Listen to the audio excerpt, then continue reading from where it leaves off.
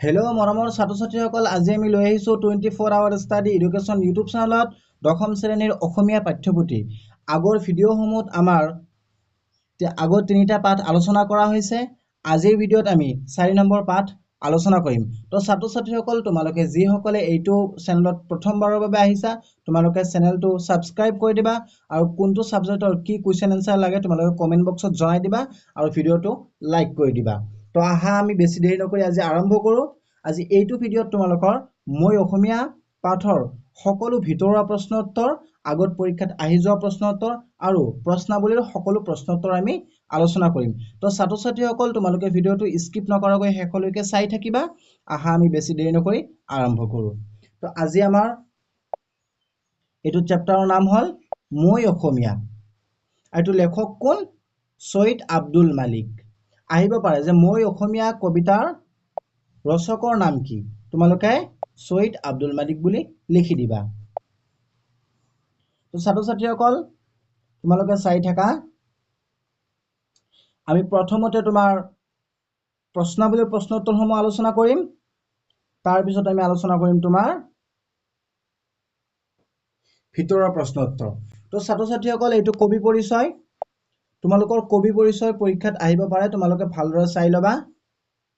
যদি তোমাৰ আহি যায় যে চৈয়দ আব্দুল মালিকৰ জন্ম কিমান চনত হৈছিল, তোমালোকে ইয়াৰ পৰা লিখি দিব পাৰিবা যে 1919 চনত গোলাঘাট জিলাৰ নাহৰণিত হৈছিল। এইখিনি তোমালোকে লিখি দিব পাৰিবা। তো ছাত্ৰ ছাত্ৰীসকল, তোমালোকে কবি পৰিচয়টো ভালদৰে চাই ল'বা। ইয়াত সকলোবিলাক প্ৰশ্ন উত্তৰ তোমালোকক দিয়া আছে আৰু মই কুৱেশ্যন বনাই তোমালোকক দি দিছোঁ, তাৰপৰা তোমালোকে লিখি ল'বা। যদি কবি পৰিচয় আহে তোমালোকে এইখিনি লিখি দিবা। পাঠপুথ আছে, তোমালোকে কি কৰিব পাৰিবা, যদি মই অসমীয়া কবিতাৰ মূল ভাৱ লিখিবলৈ আহে, তোমালোকে যদি মূল ভাৱ তোমালোকৰ দীঘলীয়া হৈ যায়, তেনেহ'লে তোমালোকে এই পাঠপুথখিনি তোমালোকে যদি লিখি দিয়া, ভালদৰে বুজি পেলাই তোমালোকৰ মূল ভাৱ হৈ যাব। তো এইসমূহ শব্দ অৰ্থ আছে আৰু এই সকলোবিলাক প্ৰশ্ন উত্তৰ আমি আজি আলোচনা কৰিম। এই সকলোবিলাক প্ৰশ্ন উত্তৰ আমি আলোচনা কৰিম। এই প্ৰশ্নাৱলীৰ প্ৰশ্নসমূহ এইবিলাক প্ৰশ্নাৱলীৰ প্ৰশ্নসমূহ আমাৰ বাক্যসমূহ আলোচনা কৰা হ'ব, ভাৱ বিষয়ক প্ৰশ্নসমূহ আমাৰ আলোচনা কৰা হ'ব। আহা আমি আৰম্ভ। 1 নম্বৰৰ প্ৰশ্ন উত্তৰ কেইটা আলোচনা কৰাৰ আগতে আমি এই সাৰাংশখিনি চাই লওঁ। মই অসমীয়া কবিতাৰ এই সাৰাংশখিনি তোমালোকৰ যদি পৰীক্ষাত যদি কবিতাটোৰ মূল ভাৱ লিখিবলৈ আহে, তোমালোকে এই সাৰাংশখিনি যদি তোমালোকে ভালদৰে পঢ়িবলৈ লিখি দিয়া, তেনেহ'লে তোমালোকৰ হৈ যাব। তো আহা আমি এতিয়া আলোচনা কৰোঁ 1 নম্বৰ প্ৰশ্ন উত্তৰসমূহ। এই সাৰাংশখিনি চাই লোৱা, ছুটিকৈ দিয়া আছে, সৰুকৈ দিয়া আছে সাৰাংশখিনি, এইখিনিয়ে তোমালোকে লিখি ল'বা। এতিয়া আমি আৰম্ভ কৰোঁ, আলোচনা কৰোঁ। চমুত্ৰত দিয়া আছে চৈয়দ আব্দুল মালিকৰ কবিতা পুথি এখনৰ নাম লিখা। উত্তৰ লিখিবা, চৈয়দ আব্দুল মালিকৰ এখন কবিতা পুথিৰ নাম হ'ল বেদুইন। 2 নম্বৰ, মোগলসকলে অসমৰ ক'ত ভৰি দিছিল? মোগলসকলে অসমৰ সেউজীয়া দুবৰি বনত ভৰি দিছিল। 3 নম্বৰ, অসমৰ হেংদাং ক'ত জিকিছিল? অসমৰ হেংদাং দুপৰৰ পূৰ্ণ পোহৰত জিকিছিল। অসমীয়াসকলে কিহেৰে তৈয়াৰী পেঁপা বজাইছিল? অসমীয়াসকলে মহৰ শিঙেৰে তৈয়াৰী পেঁপা বজাইছিল। অসমৰ স্বৰ্গদেউ কিহেৰে দেউল সাজিছিল? উত্তৰ, অসমৰ স্বৰ্গদেৱে হাঁহ, কণী আৰু চাউলেৰে দেউল সাজিছিল। 2 নম্বৰ প্ৰশ্ন, অসমৰ হেংদাং জিকিল দুপৰৰ পূৰ্ণ আলোকত, কথাখিনিৰ তাৎপৰ্য ব্যাখ্যা কৰা।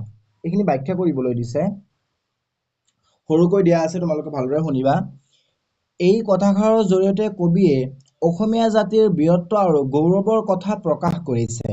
হেংদাং হ'ল অসমীয়াৰ বীৰত্ব আৰু সাহসৰ প্ৰতীক।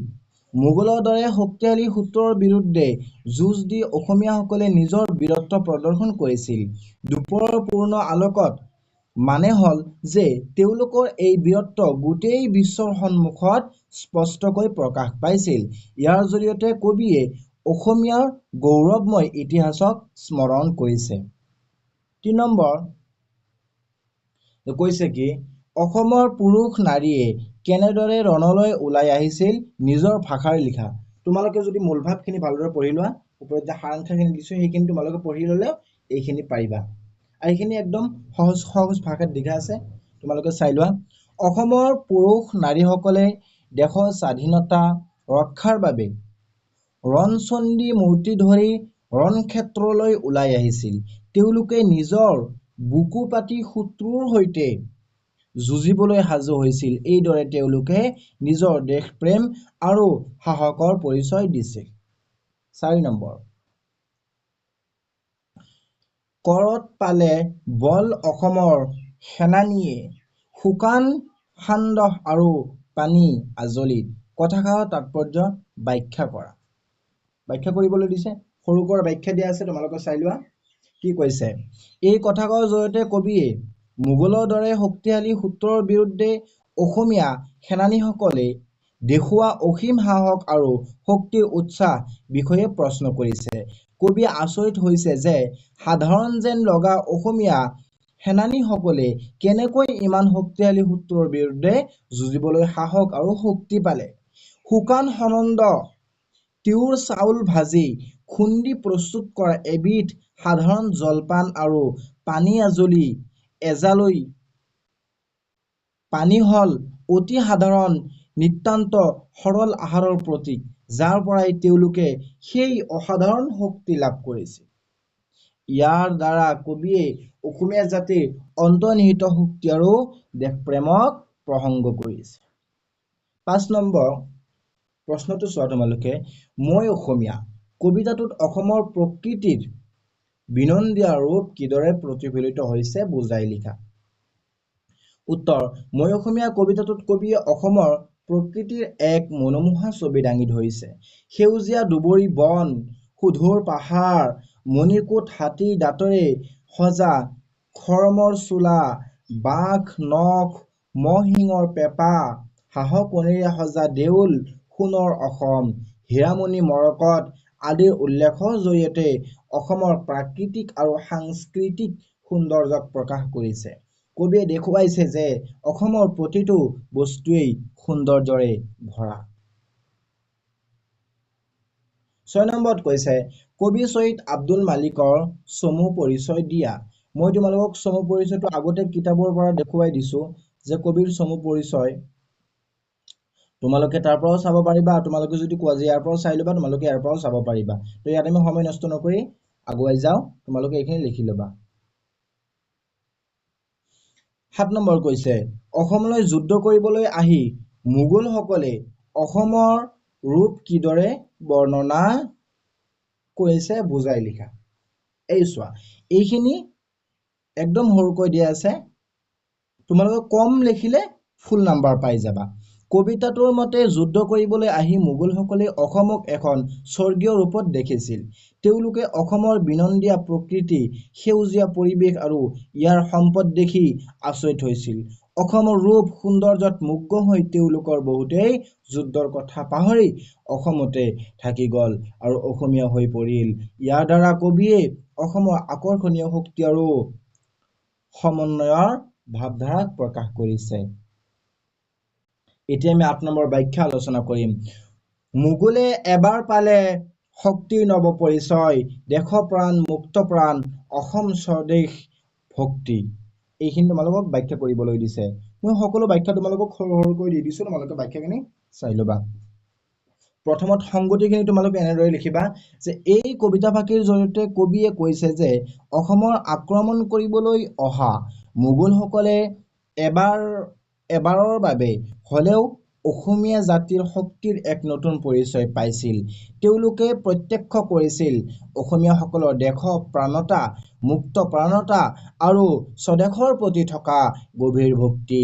এই সংঘৰ্ষৰ যোগেদি মোগলসকলে বুজি পাইছিল যে অসমীয়াসকল কিমান দৃঢ় আৰু দেশপ্ৰেমী। 2 নম্বৰ, দুবৰিৰ পাতে পাতে মুকুতা থোপা, গছকত ভাগে মৰকত হাতীৰ দাঁতেৰে কৰে খৰমৰ চোলা, ভৰি ধৰে পোৱালৰ ভৰা দলঙত। এই কবিতা ফাঁকিৰ জৰিয়তে কবিয়ে অসমৰ প্ৰাকৃতিক সৌন্দৰ্য আৰু সম্পদক বৰ্ণনা কৰিছে। তেওঁ কৈছে যে অসমৰ দুবৰি বনৰ পাতত নিয়ৰৰ টোপালবোৰ মুকুতাৰ দৰে জিলিকি থাকে আৰু গছবোৰৰ মৰকত মণিৰ দৰে মূল্যৱান। ইয়াত হাতী দাঁতেৰে খৰ্ম চোলা সজা আৰু পোৱালেৰে দলং নিৰ্মাণ কৰা হয়। এই বৰ্ণনাৰ জৰিয়তে কবিয়ে অসমৰ প্ৰাচুৰ্য আৰু সৌন্দৰ্যৰ এক চিত্ৰ দাঙি ধৰিছে। গ নম্বৰ, মোগল দুৰণিৰ বিদেশী মোগল অসমত যেতিয়া দেখিলে সৰগৰ ৰূপ বিনন্দীয়া, অসমত বন্দী হল অসমৰ ৰূপ মুগ্ধ, দূৰৰ মোগল আহি হল অসমীয়া। এইখিনি তোমালোকক ব্যাখ্যা কৰিবলৈ দিছে চোৱা। এই কবিতাফাঁকিৰ জৰিয়তে কবিয়ে অসমৰ আকৰ্ষণীয় সৌন্দৰ্য আৰু সমন্বয়ৰ সংস্কৃতিৰ কথা কৈছে। যুদ্ধ কৰিবলৈ অহা বহুতো মোগল সেনাই অসমত স্বৰ্গীয় ৰূপ দেখি মুগ্ধ হৈছিল। তেওঁলোকে যুদ্ধৰ কথা পাহৰি অসমৰ প্ৰেমত পৰিল আৰু ইয়াতে থাকি অসমীয়া হৈ পৰিল। ইয়াৰ দ্বাৰা কবিয়ে দেখুৱালে যে অসমৰ মাটি আৰু সংস্কৃতিৰ এনে এক আকৰ্ষণ আছে যিয়ে শত্ৰুকো আপোন কৰি ল'ব পাৰে। জীৱনে মৰণে মই চিৰদিন অসমীয়া, অসমীয়া দেহ প্ৰাণ মন, জীয়াই থাকোঁতে মই অসমৰে অসমীয়া, মৰিলেও বৰি ল'ম অসমৰে অসমীয়া মৰণ। অমিয়া মৰণ, অসমৰে অমিয়া মৰণ। এইটোত কি সুন্দৰ কথা কৈছে ছাত্ৰ ছাত্ৰীসকল, তোমালোকে ভালদৰে শুনিবা। এই কবিতাফাঁকিৰ জৰিয়তে কবিয়ে অসম আৰু অসমীয়া পৰিচয়ৰ প্ৰতি থকা তেওঁৰ গভীৰ আৰু চিৰস্থায়ী ভালপোৱাৰ কথা প্ৰকাশ কৰিছে। তেওঁ কৈছে যে তেওঁ দেহ প্ৰাণ আৰু মন সকলো অসমীয়া। তেওঁ জীয়াই থাকোঁতে এজন গৌৰৱী অসমীয়া হৈ থাকিব আৰু মৃত্যুৰ পিছতো তেওঁৰ আত্মা অসমৰ মাটিতেই থাকিব। তেওঁৰ বাবে অসমত মৰণো অমিয়া অৰ্থাৎ অমৃতৰ সমান। ই কবিয়ে নিজৰ মাটিৰ প্ৰতি থকা গভীৰ আবেগ আৰু ভালপোৱাক দেখুৱাইছে। ইয়াত আমাৰ অসমীয়া জাতিক লৈ বহু গৌৰৱৰ এটা কথা কৈছে। ৯ নম্বৰ, মই অসমীয়া কবিতাটোত কবিয়ে অসমীয়া জাতিৰ বীৰত্ব আৰু আক্ৰমণক কিয় প্ৰশংসা কৰিছে তোমাৰ কথাৰে বুজাই লিখা। নিজৰ ভাষাৰে তোমালোকে সাৰাংশখিনি পঢ়িলে লিখিব পাৰিবা। এইখিনি তথাপিও মই পঢ়ি দি আছো। মই অসমীয়া কবিতাটোত কবিয়ে অসমীয়া জাতিৰ বীৰত্ব আৰু আক্ৰমণক প্ৰশংসা কৰিছে কাৰণ তেওঁলোকে মোগলৰ দৰে শক্তিশালী শত্ৰুৰ বিৰুদ্ধে সাহসেৰে যুঁজি নিজৰ স্বাধীনতা ৰক্ষা কৰিছিল। অসমৰ পুৰুষ নাৰী উভয়েই দেশৰ বাবে ৰণক্ষেত্ৰলৈ ওলাই আহিছিল। তেওঁলোকৰ হেংদাং দুপৰৰ পোহৰত জিকিছিল, যি তেওঁলোকৰ বীৰত্বৰ প্ৰতীক। এই বীৰত্ব আৰু আক্ৰমণৰ বাবেই অসমীয়াসকলে নিজৰ এক গৌৰৱময় ইতিহাস ৰচনা কৰিবলৈ সক্ষম হৈছিল, যাৰ বাবে কবিয়ে তেওঁলোকক প্ৰশংসা কৰিছে। ১০ নম্বৰ, কবিয়ে কিয় মৰাৰ পাছতো পুনৰ অসমতে জনম ল'ম বুলি ভাবিছে বুজাই লিখা। কবিয়ে অসমৰ মাটি, সংস্কৃতি, ইতিহাস আৰু প্ৰকৃতিৰ প্ৰতি গভীৰ ভালপোৱা অনুভৱ কৰে। তেওঁৰ বাবে অসমীয়া হোৱাটো এক গৌৰৱময় বিষয়। তেওঁ দেহ প্ৰাণ মন সকলো অসমীয়া। এই গভীৰ সম্পৰ্ক আৰু ভালপোৱাৰ বাবেই তেওঁ কেৱল এই জীৱনতে নহয় মৃত্যুৰ পাছতো পুনৰ জন্ম হলে অসমতে জন্ম লোৱাৰ ইচ্ছা প্ৰকাশ কৰিছে। তেওঁৰ বাবে অসমৰ অবিহনে আন কোনো অস্তিত্ব নাই। ১১ নম্বৰ, মই অসমীয়া কবিতাটোৰ সাৰাংশ লিখা। সাৰাংশখিনি মই তোমালোকক ওপৰতে দি দিছো আৰু ইয়াতো দিয়া আছে। প্ৰথমতে মই তোমালোকক সাৰাংশখিনি দি দিছো, যদি আহে তোমালোকে তাৰ পৰাও লিখিব পাৰিবা আৰু এইখিনিও তোমালোকে লিখি দিলে হৈ যাব। ইয়াতো সময় নষ্ট নকৰো, তোমালোকে চাই কিনে লিখি ল'বা। এইখিনি চাই লোৱা, লিখি ল'বা। ১২ নম্বৰ, মই অসমীয়া কবিতাটোত অসমৰ অতীত গৌৰৱৰ চানেকি কিদৰে ফুটি উঠিছে বুজাই লিখা। মই অসমীয়া কবিতাটোত অসমৰ অতীত গৌৰৱৰ বহুতো চানেকি ফুটি উঠিছে। ইয়াত মই সকলোবিলাক পইণ্ট হিচাপত দি দিছো। বীৰত্বৰ গৌৰৱ, মোগলৰ বিৰুদ্ধে অসমীয়া সেনাৰ বীৰত্ব, হেংদাঙৰ ব্যৱহাৰ আৰু পুৰুষ নাৰী উভয়ে ৰণত অংশগ্ৰহণ কৰাটো অতীতৰ গৌৰৱময় যুদ্ধৰ ইতিহাসত সোঁৱৰাই দিছে। সাংস্কৃতিক গৌৰৱ, মহৰ শিঙৰ পেঁপা, হাঁহ-কণীৰে সজা দেউল আদি উল্লেখৰ জৰিয়তে অসমৰ অন্যান্য সাংস্কৃতিক পৰম্পৰাৰ কথা কোৱা হৈছে। প্ৰাকৃতিক সম্পদ, সোণ, হীৰা, মৰকত, হাতীৰ দাঁত আদিৰ বৰ্ণনাই অতীতত অসমৰ প্ৰাকৃতিক সম্পদৰ প্ৰাচুৰ্যৰ কথাকে সূচায়। সমন্বয়ৰ গৌৰৱ, সূত্ৰ মোগলকো আপোন কৰি লোৱা, অসমীয়া সমাজৰ সমন্বয়ৰ ভাৱধাৰাটো অসমৰ এক ডাঙৰ গৌৰৱ। এই সকলোবোৰৰ জৰিয়তে কবিয়ে অসমৰ এক গৌৰৱোজ্জ্বল অতীতৰ ছবি দাঙি ধৰিছে। ভাৱ বিষয়ক বাক্য সমাসৰ নাম লিখিবলৈ দিছে স্বৰ্ণপুৰী, মুক্তিগীতি আৰু অনিৰুদ্ধ, এই তিনিটা। চোৱা, স্বৰ্ণপুৰী তোমালোকে লিখিবা কি?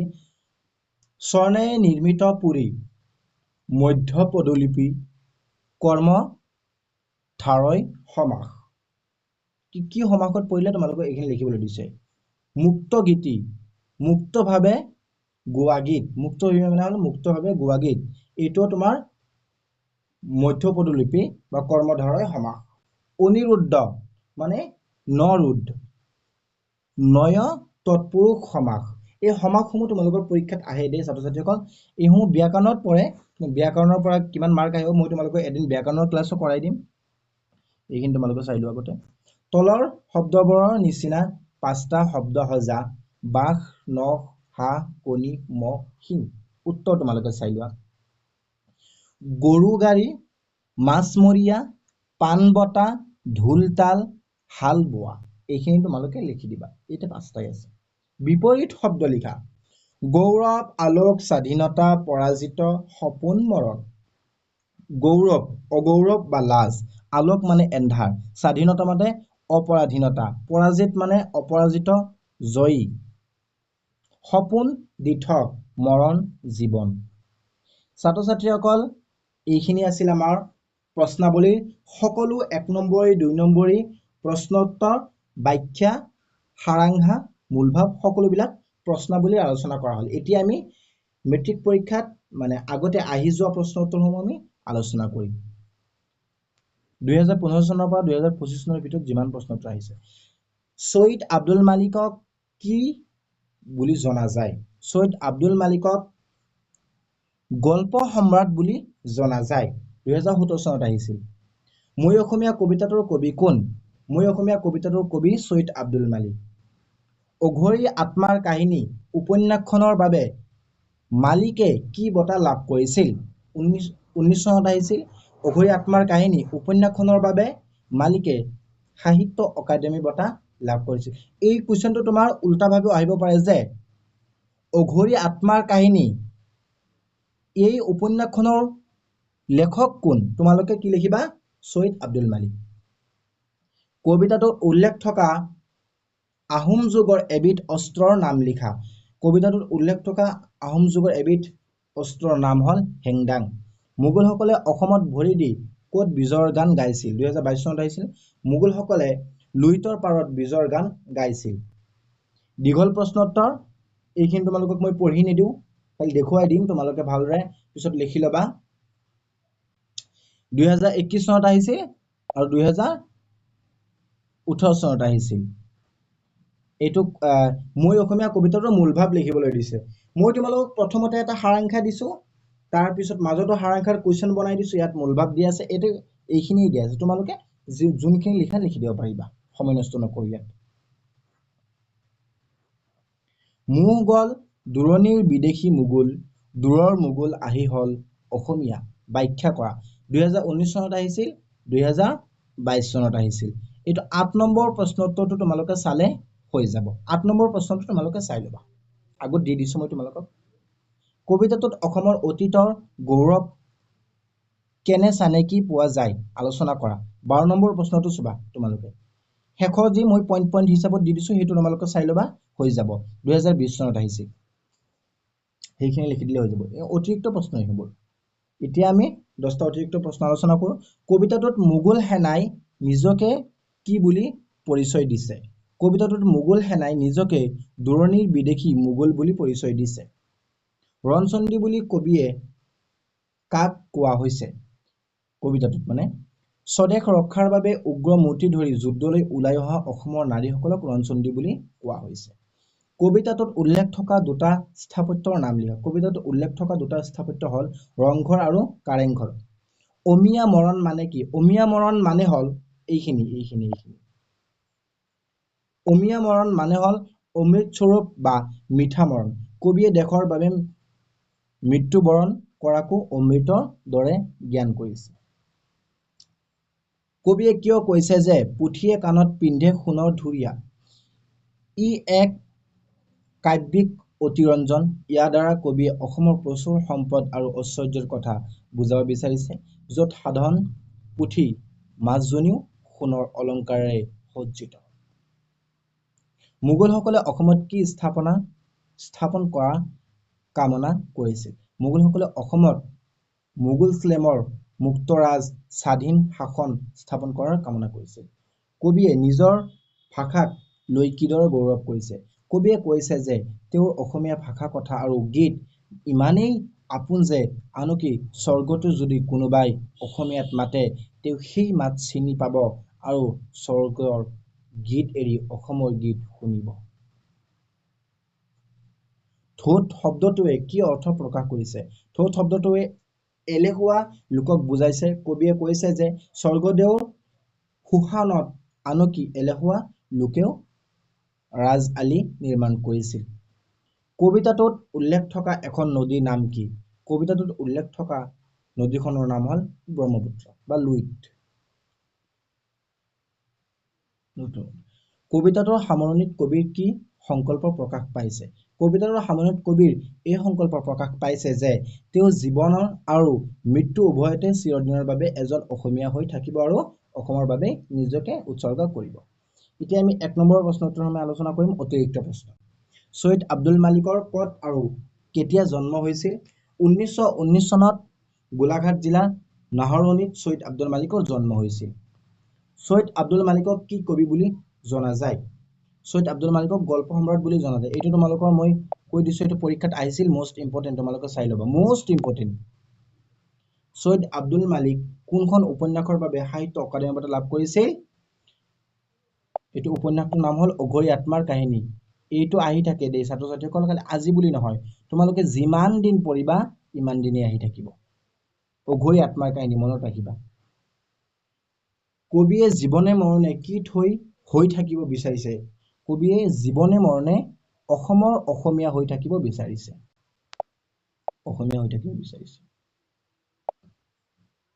সৰগত কবিয়ে কিহক চিনি পাম আৰু বুজি পাম বুলি কৈছে? সৰগত কবিয়ে অসমীয়া ভাষাটোক চিনি পাম আৰু বুজি পাম বুলি কৈছে। এটা কুৱেশ্যন ডাবল হৈ গ'ল, চাই লোৱা, এটাই মানে আগতকৈ এইটো লিখি ল'বা ভালকৈ তোমালোকে। মোগলসকলে ক'ত মুছলমানসকলৰ মুক্তৰাজ স্থাপন কৰাৰ কথা ভাবিছিল? মোগলসকলে অসমত মুছলমানসকলৰ মুক্তৰাজ স্থাপন কৰাৰ কথা ভাবিছিল। কবিয়ে মৰাৰ পিছত কি হৈ পুনৰ জন্ম ল'ব বিচাৰিছে? কবিয়ে মৰাৰ পিছতো অসমৰ অসমীয়া হৈ জন্ম ল'ব বিচাৰিছে। ছাত্ৰ ছাত্ৰীসকল, আজি আছিল এইখিনিয়েই। আমি এই কবিতাটোৰ সকলোবিলাক ভিতৰুৱা প্ৰশ্ন উত্তৰ আৰু এই কবিতাৰ প্ৰশ্নাৱলীৰ সকলোবিলাক প্ৰশ্ন উত্তৰ আলোচনা কৰা হৈছে, লগতে সমাস, শব্দ, বিপৰীত শব্দও আলোচনা কৰা হৈছে। তো ছাত্ৰ ছাত্ৰীসকল, তোমালোকৰ যদি পিছৰ চেপ্টাৰটো লাগে তোমালোকে কমেণ্ট বক্সত জনাই দিবা, আৰু আগত যিসকল ভিডিঅ' দিয়া হৈছে সকলোবিলাকৰ লিংক মই এইটো ভিডিঅ' ডিছক্ৰিপশ্যনত দি দিম, তোমালোকে চাই ল'বা আৰু চেনেলটো ছাবস্ক্ৰাইব কৰি দিবা। তোমালোকক শেষলৈকে ভিডিঅ'টো চাই থকাৰ বাবে ধন্যবাদ।